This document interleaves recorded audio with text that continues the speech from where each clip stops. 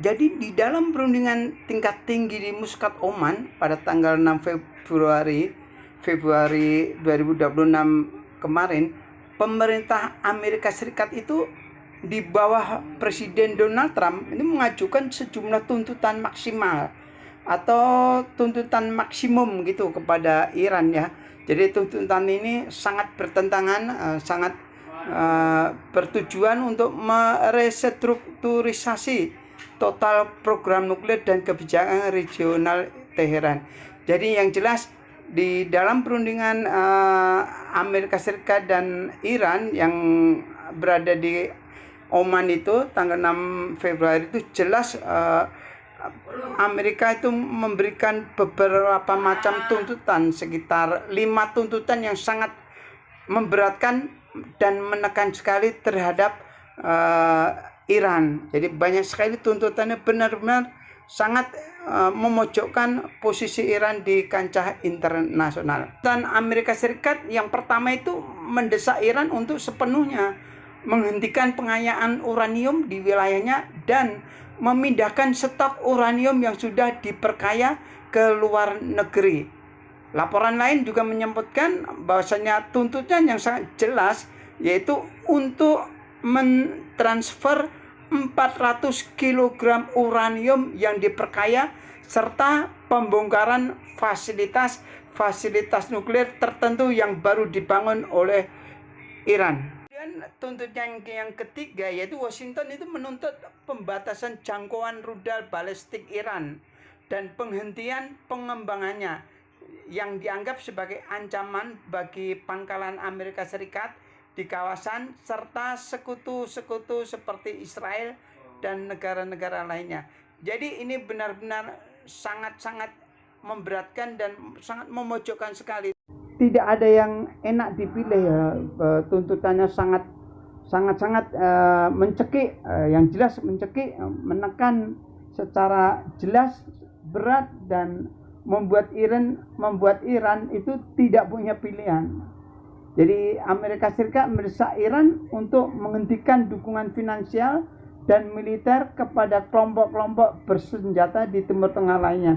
Artinya itu Amerika itu menuntut agar Iran itu tidak memberikan dukungan finansial, keuangan dan segala macamnya dan militernya kepada kelompok-kelompok bersenjata di Timur Tengah lainnya, yaitu seperti kelompok Hizbullah di Lebanon, Hamas di Gaza, Houthi di Yaman, serta milisi di Irak dan Suriah. Ini sangat-sangat istilah dalam kata istilahnya itu Amerika itu ingin mencekik atau membunuh Iran dengan sangat cepat gitu ya, bukannya perlahan-lahan. Semuanya dituntut, semuanya sangat tidak menyenangkan. Segala bidang ditekan dan dipressing Iran itu, termasuk 80% minyak yang sudah 80% minyak Iran itu sudah puluhan tahun dikirim ke Cina dan secara tidak langsung minta hari ini dihentikan itu. Itu juga Menteri Luar Negeri Amerika Serikat Marco Rubio itu juga memberikan pernyataan bahwasanya di dalam agenda perundingan itu juga mencakup perlakuan Iran terhadap rakyatnya sendiri pasca protes massal di dalam negerinya. Jadi Menteri Luar Negeri Amerika Serikat Marco Rubio itu juga ingin mengungkit-ungkit, ingin membongkar kasus tentang pembunuhan massal atau pelanggaran hak asasi manusia yang dilakukan pemerintah Iran terhadap rakyatnya sendiri.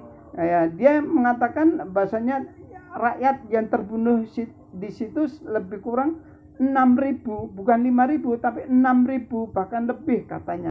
Adapun hasil sementara di dalam perundingan itu, tapi sebelumnya saya mau katakan bahasanya sebelum perundingan dari pihak Iran sendiri di dalam perundingan diplomatik itu dari pihak Iran sendiri agak sedikit melemah ya, karena dia sendiri yang mengajak. Jadi dari pihak Iran sendiri untuk melakukan atau mengajak untuk berdialog, mengajak untuk bermusyawarah secara damai, kalau bisa diselesaikan secara damai. Ini yang mengajak adalah dari pihak Iran sendiri.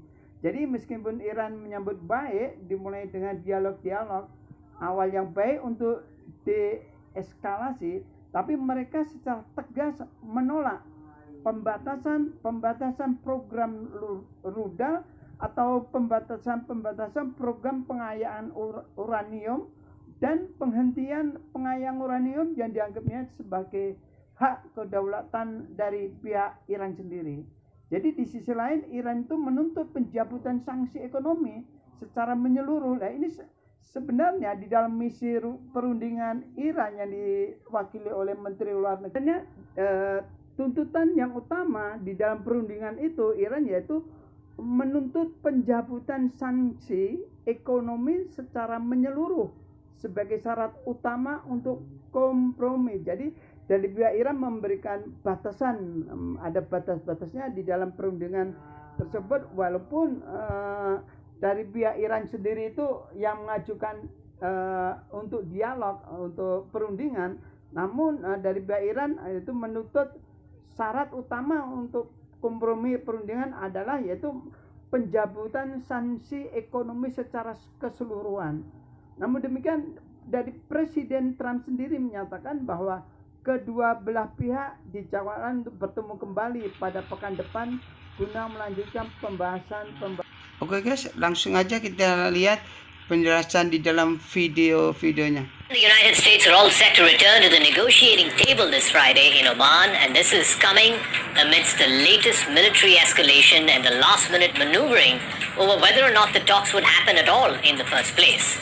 What with both sides being at odds with their demands, will the talks yield any results? The American side, led by Donald Trump, he wants two things at the same time. One, he's amping up the military pressure and is threatening a strike in order to change the regime. At the same time, he also wants Iran to come back to the negotiating table and give up its uranium enrichment, give up its nuclear program. The big question is, will America and Iran, talking for the first time since June of last year, the June escalation that happened when America bombed the 3 biggest nuclear enrichment sites in Iran, this is the first time they'll be talking. They'll be meeting in Oman on Friday. Will the talks ease these tensions? Will it potentially stop what could be, and what many are saying, could be the brink of war in the Middle East?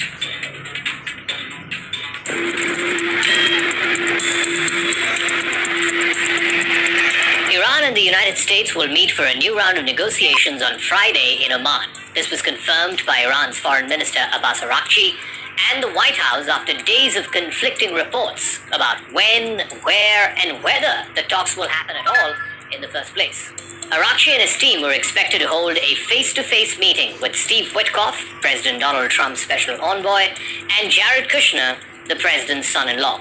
Oman's foreign minister, who is the host, is also expected to be present. The White House on Wednesday confirmed that the meeting would take place in Oman with Witkoff and Kushner, along with Abbas Araghchi, the Iranian foreign minister.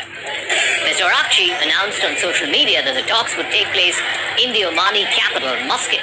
That meeting on Friday would be the first time that Tehran and Washington have held face-to-face talks since the 12-day war back in June.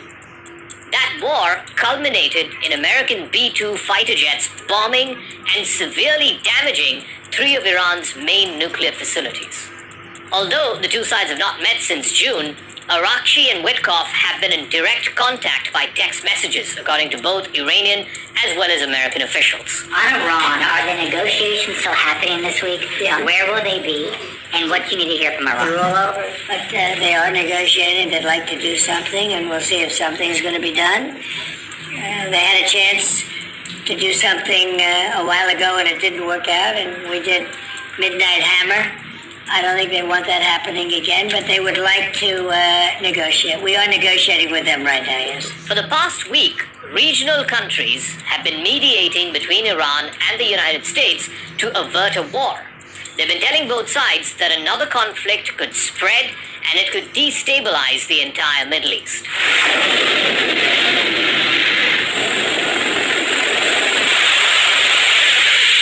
Trump has threatened Iran with a massive armada after moving a number of warships close to the Gulf.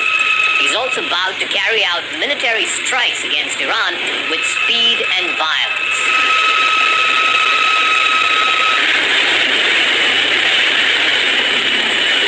America's demands include Iran has to freeze its nuclear program, it has to discard its stockpile of enriched uranium, it has to reduce the range of its ballistic missiles, and stop arming and funding terrorist proxies in the region. Iran has said that caving into Trump's demands would amount to surrender, and it has threatened to respond forcefully to any American attack by targeting American military bases in the region.